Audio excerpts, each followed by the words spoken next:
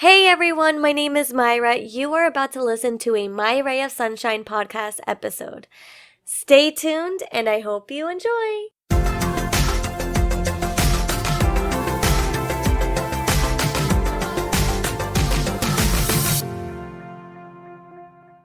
Hey everyone, and welcome to the My Ray of Sunshine podcast. My name is Myra, and I'm hoping to help you receive the advice you deserve. Now, if you all are here, it's probably because you want to know how you can get rid of toxic friends in your life.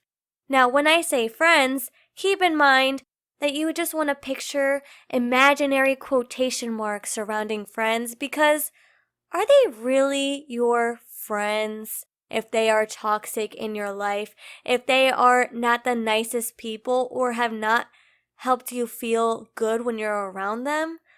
Those are the things that you have to really think about because you'd be surprised how many people surround you that you just don't feel okay when you're around them. They mainly suck all your energy and you're left with nothing at all. So don't worry, I will be here to help you identify whether those so-called friends are actually your friends because you have to think of the bigger picture rather than the history. That is important because you guys could have had such amazing memories. However, are they really that important to you where you feel the need to sacrifice yourself, your well-being, to simply satisfy them? You really don't want to try to do that just because it is harmful to you. It is harmful to you in so many ways. So my biggest recommendation on how to get rid of toxic friends, in quotation marks, is by you asking yourself, how are they making you feel? When you're around them, do you feel made fun of? Or do you feel left out? Those are important questions to ask yourself. How you feel internally when you are around those people is what determines whether or not they're a good fit in your life. You might not realize it, but a lot of the times, friends can sort of low-key bully you. They can really throw you under the bus, but you don't really see it in a negative way just because you think that they're joking around because that's how they normally are. However, there's always a limit when it comes to joking around. A nice playful tease here and there, that's healthy, that's not putting you down. But the second that it starts becoming insulting to you, that's when they have crossed the line. Sometimes when these things happen, you don't really know how exactly to stop it. You're kind of in shock and you don't really know how to respond to those comments that they're making to you. But you have to be the bigger person and you might not realize it in the moment. But that's why when you're away from that situation, you can kind of reflect on yourself and think, wow, I don't feel okay about this friendship. I don't feel okay about the way they made me feel. And it's kind of hard to continue pretending that everything's okay when you know in your heart it is not. It doesn't make you a sensitive person, an emotional person. It does not make you that because being sensitive to your feelings can be portrayed as a negative trait. I find that it is a trait that makes you stronger, a trait that allows you to feel. Because a lot of the times people don't want to feel so many feelings. They don't want to hurt anyone's feelings. They don't want to risk someone saying something mean about them or being judged. And then they'll keep their mouth shut. But that's why it's just so important to speak up about things and try to communicate if things are not going well, and if you feel that that's a little bit too out of your comfort zone, or if you feel like half the time you're going to be talking to a wall because you know that they're not really going to understand, then don't waste your time. Only you know what's best to handle that situation head on, and you just want to make sure that you are being fair to yourself and not wasting your time talking to people who are potentially hurting you in the long run. My second recommendation is to pay close attention when you start noticing the change of behavior within those friendships. The second that you realize that something is off, that you no longer feel comfortable hanging around them, you have to think, where did this begin? Did something happen? Was it a particular situation that allowed them to react this way that caused you to react another way in return? You have to try to pinpoint when figuring out the reasoning behind it, because a lot of the times people can really show their true colors and it is upsetting. It surprises you, and it's very unfortunate that that has to happen that way, but it does. This could be for various reasons.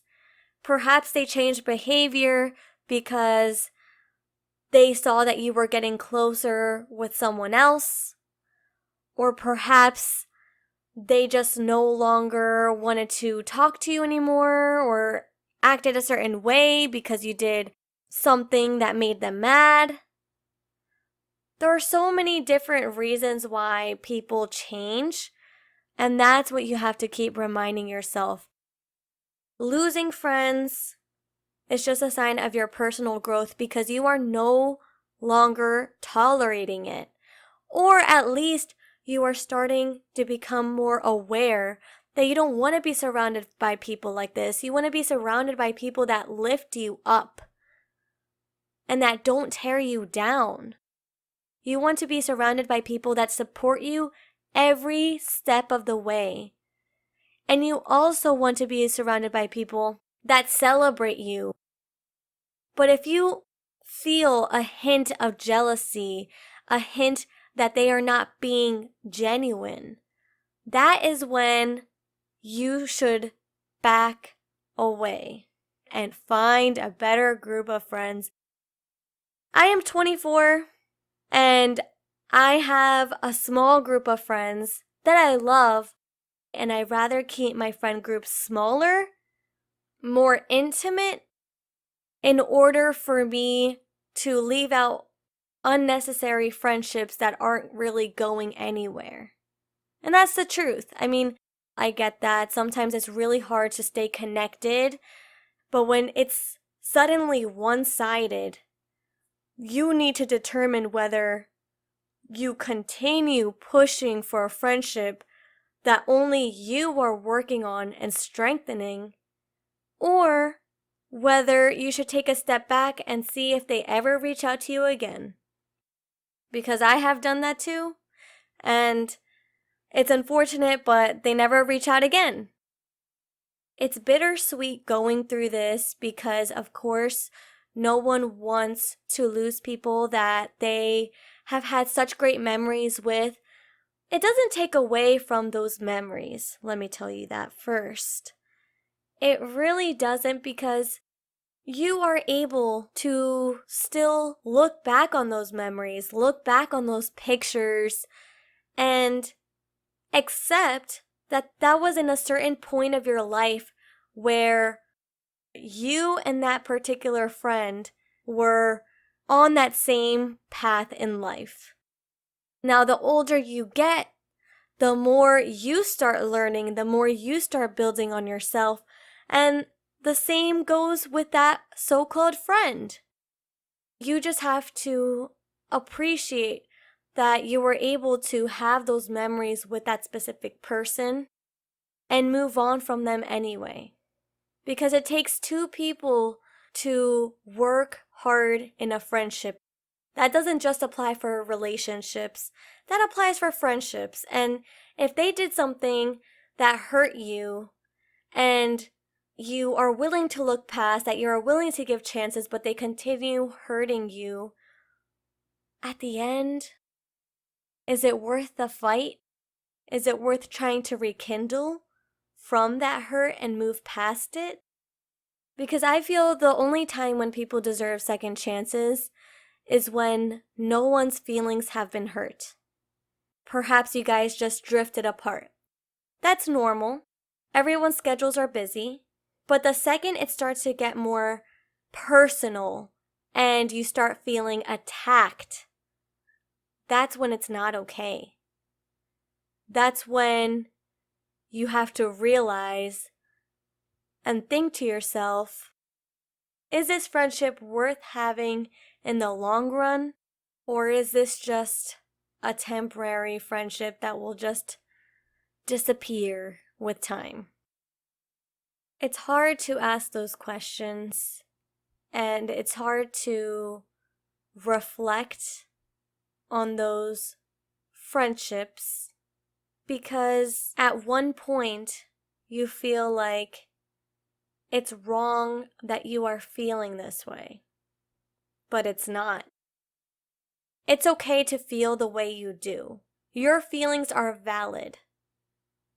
And I don't want that so-called friend to tell you that that is not okay, to tell you that you are weak for feeling this way. Who are they to tell you that? You're doing what's best for you. And that's my third recommendation. Do what's best for you. As hard as it may be to let go, do what's best for you and move on from that specific person. Simply becoming less responsive, simply not hanging out with them as much, or not reaching out. It's a natural thing to happen.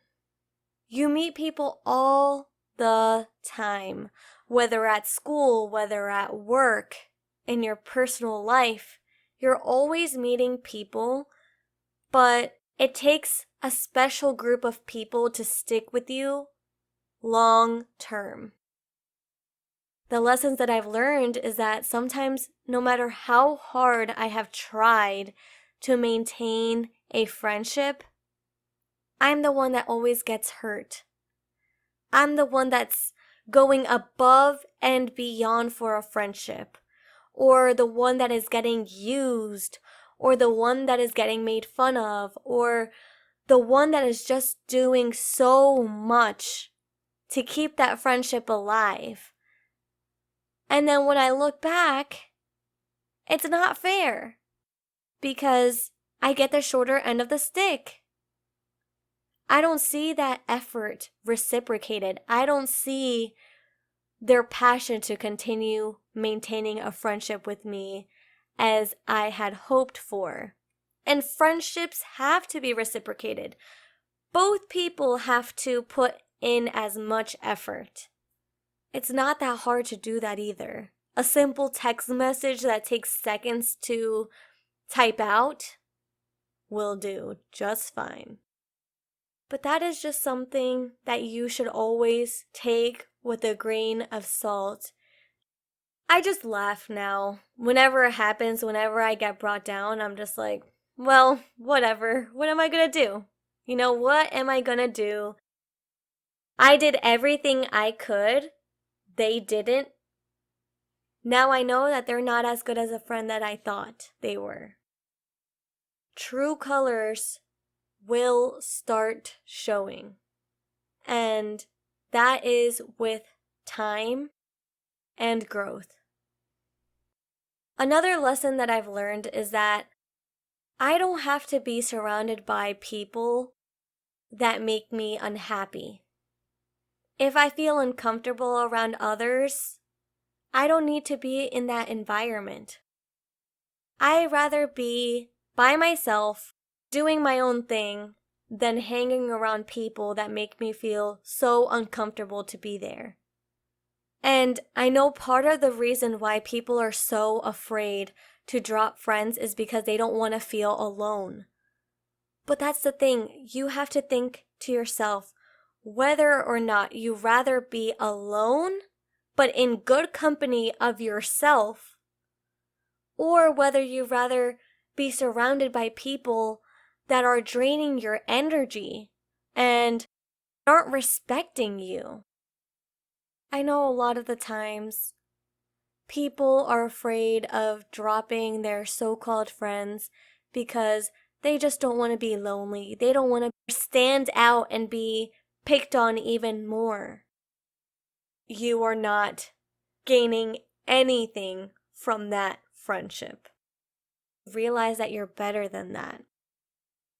I've also learned that sticking up for myself is necessary when I feel like it is the only option. Because if you see people bringing you down, then you should do something about it.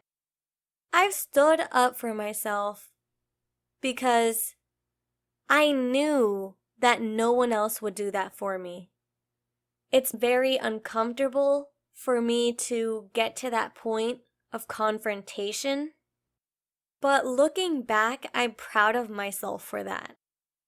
Like, I'm proud of myself for actually having the guts and be the bigger person. That takes a whole lot of courage. I just feel that it is so important for people to just respect one another. I give so many chances. So many chances. I'm a nice person. I'm easy to get along with, but when I give so many chances and continue to get hurt, and continue to give out more chances after that, I'm only hurting myself in the long run.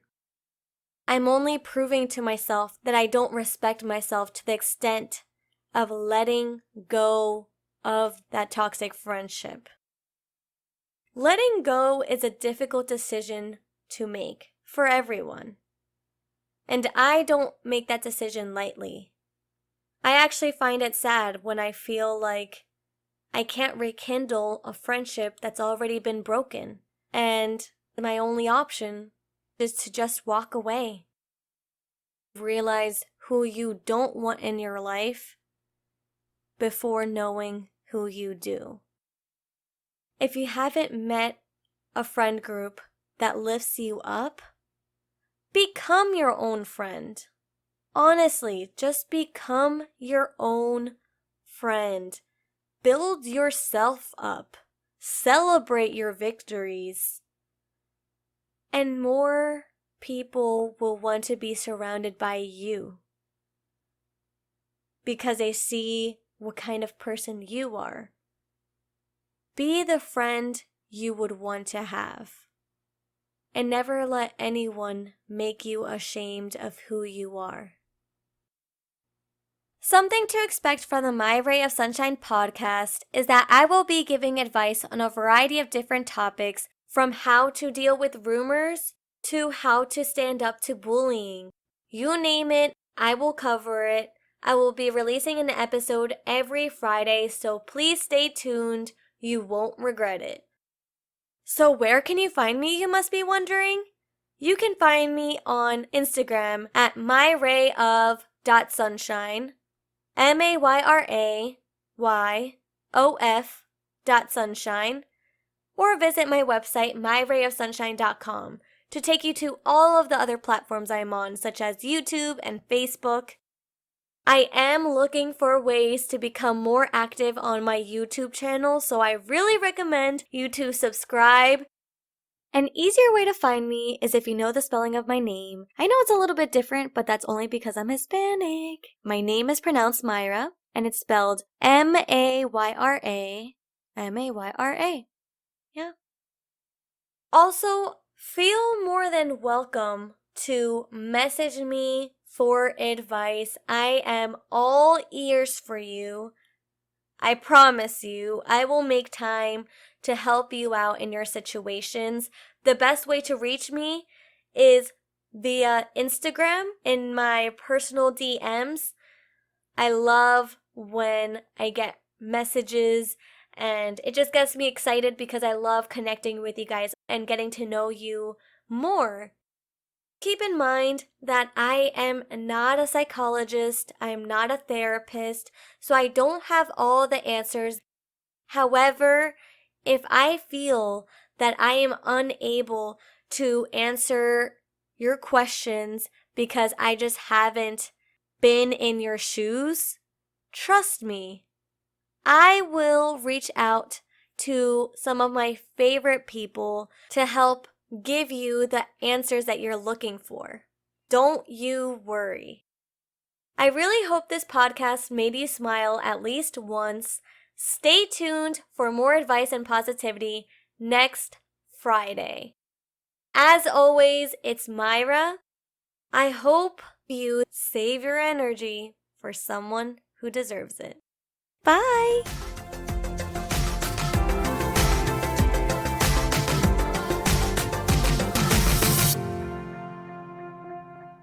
Thank you so much for watching. I really hope that you enjoyed this episode. Please don't forget to like, share, and subscribe down below, and I hope you stay tuned till next time. Bye!